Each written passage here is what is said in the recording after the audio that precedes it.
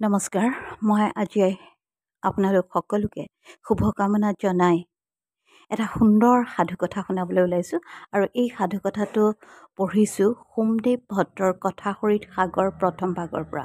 আৰু ইয়াৰ অসমীয়া অনুবাদক আৰু সম্পাদক মহামহোপাধ্যায় ডক্টৰ বিশ্বনাৰায়ণ শাস্ত্ৰী। শুনিব কেনে মজাৰ এটা সৰু কাহিনী সাধু। নিগনিৰ পৰা ধনী হোৱা বণিকৰ কথা। অৰ্থসংযমী পুৰুষে ধনেৰে ধন লাভ কৰাত আশ্চৰ্য হ'বলগীয়া একো নাই।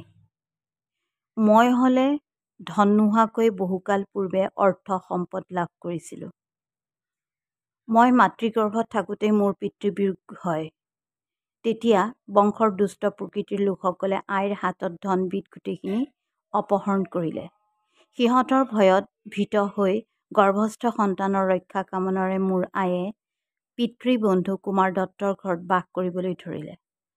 তাত থকা কালতে সতী সাধ্বী মোৰ মাতৃয়ে ভৱিষ্যত জীৱনৰ অৱলম্বন মোক জন্ম দিলে আৰু অতিশয় কষ্টসাধ্য কাৰ্য নিৰ্বাহ কৰি মোক তুলি তালি ডাঙৰ কৰিলে। মোৰ মাতৃৰ হাতত এটিও ফুটাকড়ি নাছিল যদিও তেওঁ উপাধ্যায়ক কৰোণভাৱে প্ৰাৰ্থনা কৰাত উপাধ্যায়ে ক্ৰমে মোক লিপি আৰু গণিতৰ শিক্ষা দিলে। কিছু লিখা পঢ়া শিকাৰ পাছত মাতৃ এদিন মোক ক'লে, বোপা, তুমি বেপাৰীৰ ল'ৰা, গতিকে এতিয়া বেপাৰ বাণিজ্য কৰা। এই ৰাজ্যত বিশাখিল নামে এজন বৰ ধনী সদাগৰ আছে। সেই সদাগৰে সদ বংশজাত দৰিদ্ৰ যুৱকসকলক বেপাৰ বাণিজ্য কৰিবলৈ পণ্য সামগ্ৰীৰ মূল্য দিয়ে। তেওঁৰ ওচৰত পণ্য মূল্য খোজাগৈ।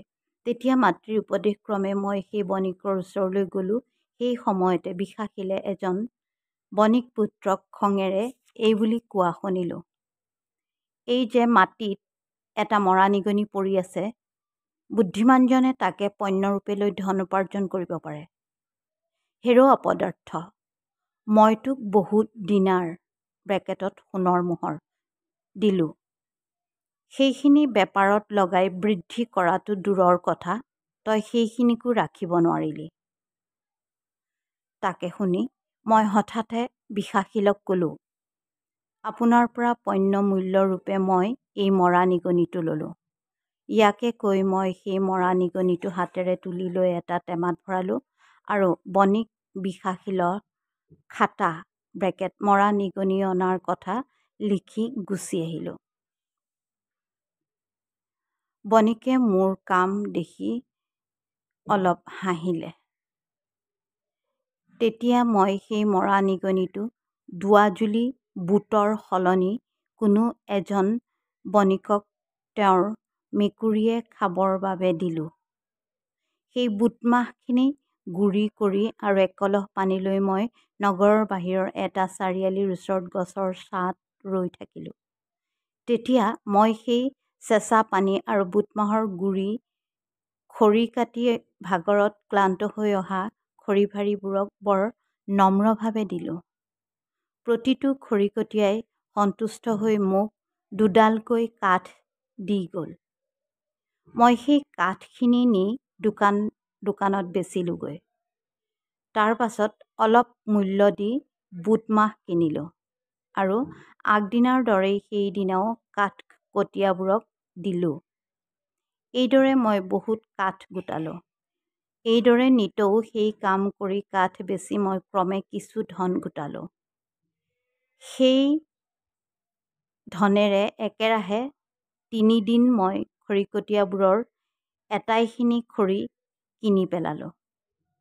তাৰ পাছত ধাৰাসাৰে বৰষুণ হোৱাত হাবিৰ পৰা খৰি কাটি আনিব নোৱাৰা হোৱাত গোটাই থোৱা খৰিবোৰ মই কেইবাশ টকা মূল্যত বেচিলোঁ। সেই ধনেৰে এখন দোকান খুলি নিজৰ বুদ্ধি কৌশলেৰে বেপাৰ বাণিজ্য বঢ়াই ক্ৰমে মই অতিশয় আঢ়্যৱন্ত হৈ পৰিলোঁ। মই তেতিয়া এটা সোণৰ নিগনি সজাই বিশাখিল বণিকক দিলোঁ। তেওঁ সন্তুষ্ট হৈ নিজৰ কন্যাক মোলৈ বিয়া দিলে। এইকাৰণে সমাজত মই নিগনি বণিক নামেৰে জনাজাত। এইদৰেই মই ধনহীন হৈও ঐশ্বৰ্য সম্পদ লাভ কৰিবলৈ সমৰ্থ হ'লোঁ। এই কথা শুনি তাত সমবেত সকলো বণিক বিস্ময়ত অভিভূত হৈ পৰিল। ভিত্তি নোহোৱাকৈ চিত্ৰাংকন দেখিলে কাৰনো বিস্ময় নজন্মে। এটা সৰু সাধু, কিন্তু সাধুটোৰ সাৰ কথা কিমান মূল্যৱান, সাৰেৰে ভৰি আছে সাৰ কথা।